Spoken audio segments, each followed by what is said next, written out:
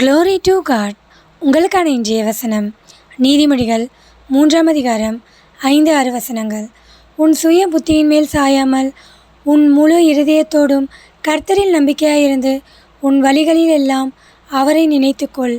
அப்பொழுது அவர் உன் பாதைகளை செவ்வைப்படுத்துவார். கிறிஸ்துவுக்குள் பிரியமானவர்களே, நீங்கள் உங்கள் சுய புத்தியின் மேல் சாயாமல் உங்கள் முழு இருதயத்தோடு கர்த்தர் மீது நம்பிக்கை வைத்து உங்கள் வாழ்க்கை பாதையிலே நீங்கள் அவரை நினைத்து கொள்ள வேண்டும். நீங்கள் செய்யும் காரியங்களையெல்லாம் அவரிடத்திலே ஒப்பு கொடுத்து நீங்கள் ஜெபிக்க வேண்டும். அப்பொழுது உங்கள் பாதைகளை கர்த்தர் செவ்வைப்படுத்துவார். உங்கள் காரியங்களையெல்லாம் வாய்க்கச் செய்வார்.